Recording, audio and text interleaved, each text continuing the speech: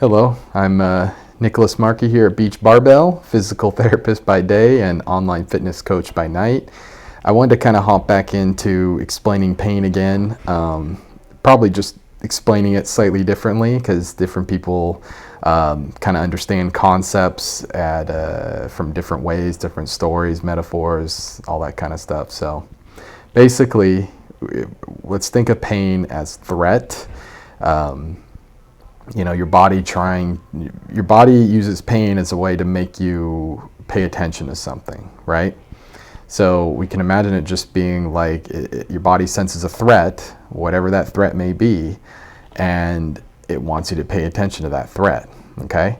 Now with anything in our body, it could become too good at interpreting threat, right?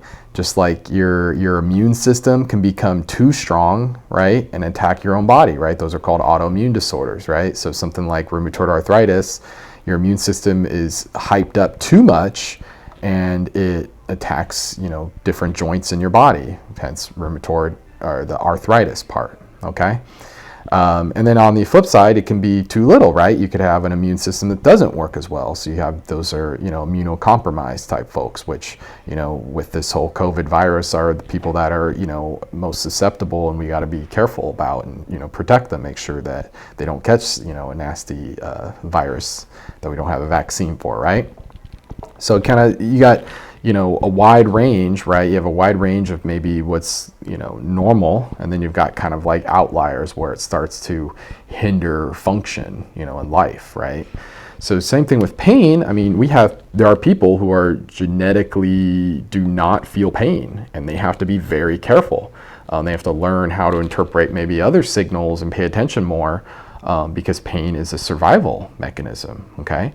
You also have people that maybe had like a spinal cord injury and maybe they don't sense certain things. So they have to preemptively, maybe get up from their chair, relieve pressure on their bottom because maybe they don't have sensation of their bottom. So if they start to develop like an ulcer there, they may not feel it. So they have to preemptively move off and get pressure off that area, right?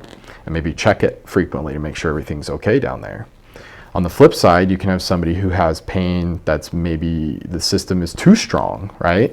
So that's where we're talking about things like fibromyalgia or global widespread pain, chronic regional pain syndrome, CRPS, and just any sort of maybe persistent pain conditions, right?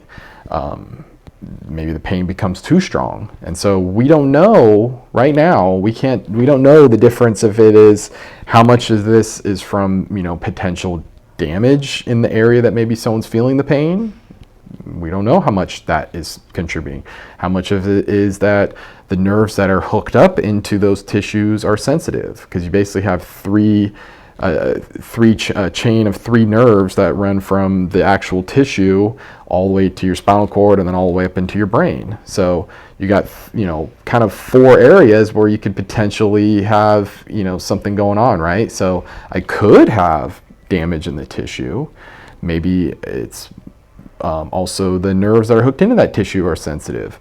Maybe the nerves hooking from those nerves in the spinal cord up into the brain are sensitive. Maybe the nerves in the brain and processing centers are sensitive, right? Maybe all the above. Maybe mostly it's the brain nerves that are sensitive and hypervigilant. So there's lots of possibilities. So there's a lot of uncertainty there.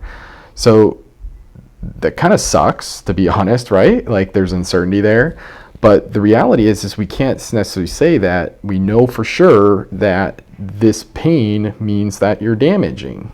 Now, I think you can kind of perhaps say, guess and say that I don't think it's damaging it. Like say that somebody does an exercise, or say that somebody's feeling pain and then they do an exercise and they feel the exact same pain. It's no worse. Or are they damaging themselves doing that? Probably not. They can, if they're moving through that range of motion just fine, they're in control, and over the next day or two they feel more or less the same, no worse at least, probably not damaging. Well, what if somebody does an exercise and they feel a little bit of pain? Maybe they started here they had a little bit of pain to start, and they did an exercise and they felt just maybe a little bit more pain during that exercise, but then it calmed down reasonably quickly. Did they damage themselves? Again, we don't know, but Probably not, right?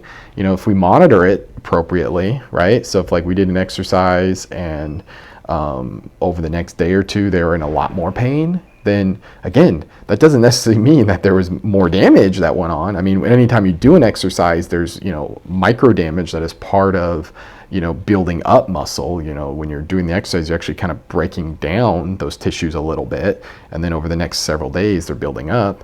So what if the response is partially this micro damage from the exercise, and then your body interpreting that as danger? That's a potential, right? Which is why I personally, when I do the physical therapy, and again, if you don't know much about me, I half jokingly refer to myself as a medical personal trainer, because my treatment is pretty much just exercise. And because one, most people don't do any exercise, and then two, are told that they shouldn't do XYZ because of their pain and injuries and blah, blah, blah, blah, blah, which again, there's literally zero evidence to back up those claims usually. And then if you just prescribe and dose it reasonably well and just monitor, pay attention, then oftentimes people are fine. And sometimes they even feel better. Like they'll do an exercise and maybe they actually temporarily feel better.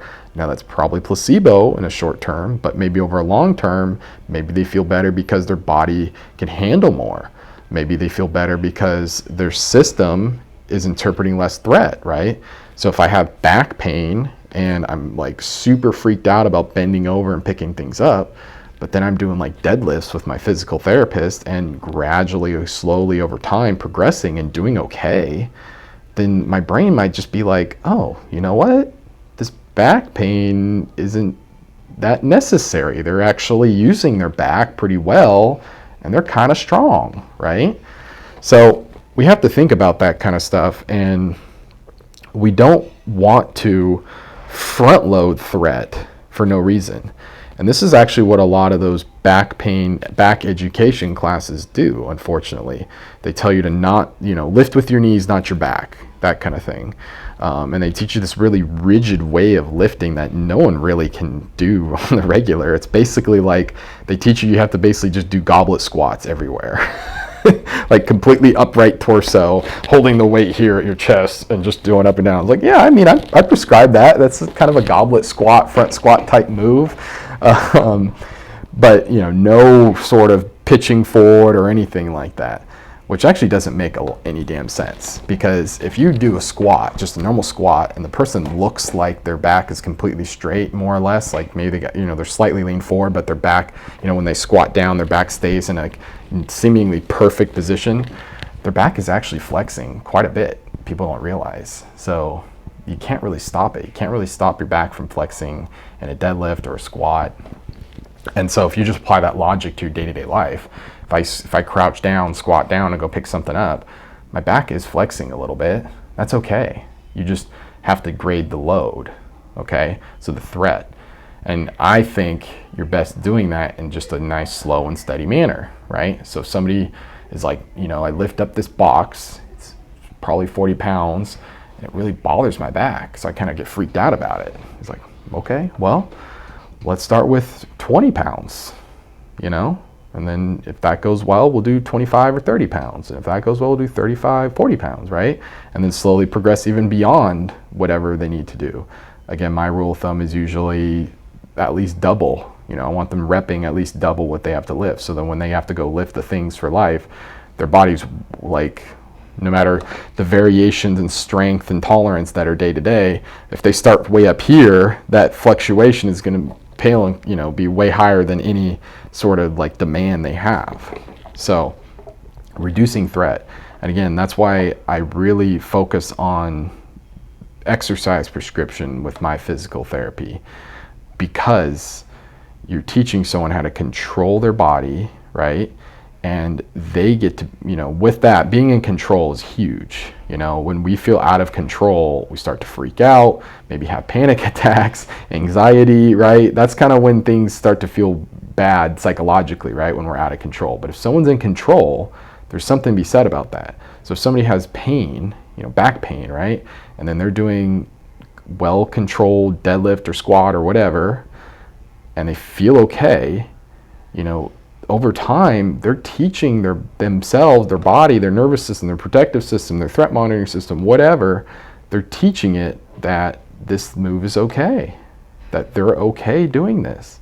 And if I was okay at 50 pounds, maybe I'll be okay at 55 pounds. If I was okay at 55 pounds, maybe I'll be okay at 60 pounds. If I'm okay at 60, you get it, so on and so forth, right? And that's the best part about it, is that you're basically gradually, yes, you're progressively getting stronger, so you can produce more force in the world, right? We'll just use that as the definition of strength, right? But you're also, improving your mental strength, right? Your confidence, right? When we're loading that person, we're not just loading like the muscles in that move. Yes, we're loading the muscles and the body parts in that area, but we're also loading all the nerves and, just this human being, right? So we're loading them physically, mentally, psychologically, spiritually, if you're so inclined. You're loading this person, and you're, over time, this person is pulling themselves up. Me, the physical therapist or whatever, being a guide, walking along with them, pointing things out for them to give a try. And then if it doesn't work out, try something different or switch up technique, variations, whatever. But at the end of the day, the person themselves is pulling themselves up, right? They're creating the strength. They're creating themselves, this new self that can handle the world. And to me, that is the essence of what physical therapy should be. Like, hands down, that's what it should be. It shouldn't just be this cookie cutter, you get a bunch of sheet of exercises, this like sometimes blame game that's like, oh, you're not better because you didn't do my home exercise program. Well, maybe your home exercise program sucks. It shouldn't be just passive treatments where things are just being done to you the whole time. Those things are okay, but they're really not creating a new situation. They might have some, temporary placebo effects. Okay, if that's worth your time and effort and money, then go for it. But at the end of the day, if there's not some sort of plan in place to empower this person to create more out of themselves, to gradually, set a goal. Goals, like micro goals, like, okay, last week I lifted 20 pounds for 3 sets of 8. This week I'm going to lift 25 pounds for 3 sets of 8. That's a goal, okay? Just this is my goal today, not the, maybe the best program in the world, but something simple as that could be huge for somebody that's trying to better themselves. That's really what it should be. And that's how we should consider thinking about helping pain, okay? How do we reduce threat? Now, obviously with threat, there's other things involved in that. There's what we believe about ourselves, what we think about that area, what we've been told, what we hear, all the, BS that you hear on the media and, and the internet, right? There's a lot of crazy crap out there, so that does have an effect, and you, the physical therapist, and me, the physical therapist, may have potential help in those, helping reframe and understand better, the things going on. But also, with threat, you can consider what kind of stresses are going on in this person's life. Could they maybe have better nutrition? And again, I'm not kind of going from like they got to go crazy, eating clean, non-GMO, all organic, blah, blah, blah. But maybe there are some things in their nutrition that can be better, that can be more optimized, right? How's their sleep? If their sleep's less, maybe their threat is going to be higher. Maybe their system's not going to be as robust, right? So there's other things going on there, right, that are certainly a part of the threat perception.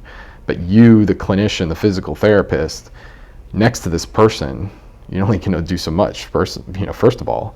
But what you can do is you can empower this person. You can, give them help them build up their confidence and give them little micro challenges, goals to try to rise to. So got slightly off the rails there, but I think this was decent for my Pain Explained number 2. So again, I'll keep coming as the thoughts keep coming. As always, I'm Nicholas Markey, Beach Barbell. If you need any help, you know how to reach me. I hope you're well, and see you next time. Peace.